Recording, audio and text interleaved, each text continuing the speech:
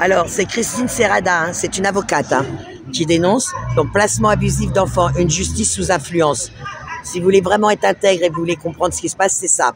Après, vous avez l'histoire de Luna, enfant placé, enfant sacrifié, ça suffit. Très très bon. Là, le dernier, donc l'envers de décor, hein, l'envers des affaires, de carte 0, ASE, placement abusif. Arrêtez le massacre, d'accord? Vous avez l'autre en carte 0, là c'était sur l'affaire Dutroux, pour vous faire comprendre que l'affaire Dutroux, c'est pas ce qu'ils vous ont vendu, hein, c'était un réseau. Et lui-même, il a reconnu qu'il avait des commandes d'enfants. Donc voilà les amis, ça c'est pareil, de Jonathan Delay. Jonathan Delay, c'est sur l'affaire Outreau. Là-bas c'est Dutroux, Belgique, Outreau française, au-delà de l'irréparable.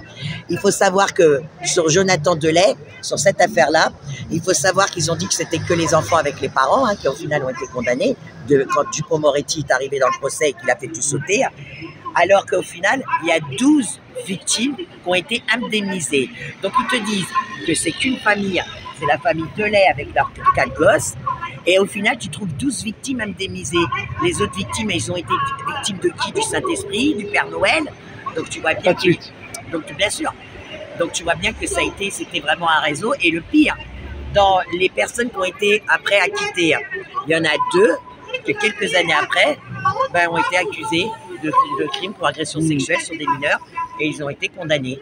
Donc tu vois bien qu'en réalité, Dupond-Moretti il est arrivé là-dedans pour faire sortir les notables et pour laisser que les parents, ceux qui étaient à la tête, on va dire, et encore pour moi c'était pas la tête du réseau, mais en attendant ils ont fait en sorte de sortir les notables de l'affaire Dutroux, d'accord, et surtout cette affaire-là a permis de discréditer dorénavant la parole de l'enfant. Avec l'affaire Dutroux, comme on a fait croire que les enfants avaient été manipulés par les parents et que tout était faux, aujourd'hui, cette affaire-là permet justement de discréditer la parole des enfants. Avant l'affaire Dutroux, des associations étaient montées au créneau pour justement, quand ils témoignent, les enfants témoignés devaient être filmés, d'accord? Il y a pas mal de choses qui avaient été mises en place pour enfin écouter la parole de l'enfant. Et l'affaire Dutroux a tout fait tomber. Toutes les années de travail qu'ils avaient fait ces associations pour qu'on entende enfin la parole de l'enfant, tout a été mis à l'eau. L'affaire Outreau a tout jeté à l'eau, tout travail qui avait été fait en amont, ça a été jeté à l'eau, c'est qu'à de dire.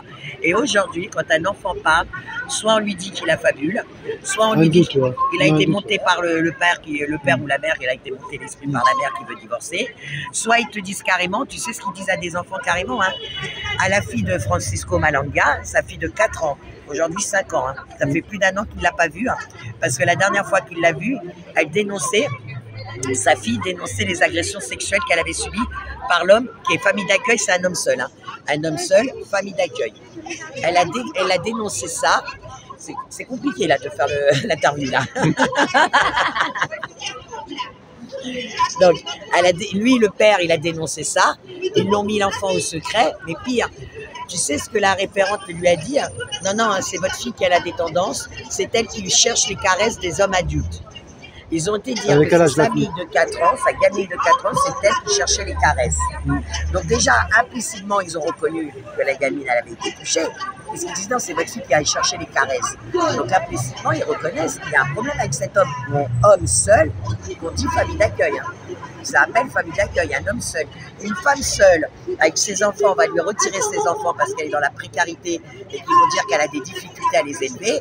Par contre, un homme seul, lui, il peut être famille d'accueil et avoir des enfants qui ne sont même pas de sa chair. C'est pas interdit, quoi. Non, la preuve. Et je te signale que là, on a aussi sur un autre procès, il y a plein de procès qui sont en cours actuellement.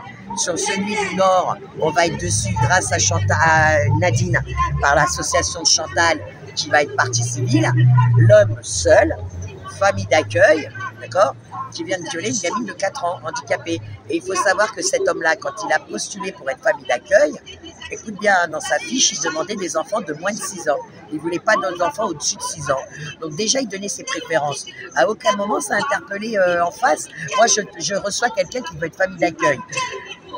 Et qui me dit oui, mais moi je veux que des enfants en dessous de 6 ans. Moi tout de suite ça m'interpelle. Pourquoi des enfants en dessous de 6 ans? Qu'est-ce qui se passe? Non, eux non. Tu vois ce que je veux dire? Eux ça leur a pas interpellé. Et donc effectivement ils ont mis des gamins de moins de 6 ans, dont une gamine de 4 ans, handicapée, qui s'est fait violer. Et le mec tellement fier de violer la gamine, il faisait des vidéos et il les postait.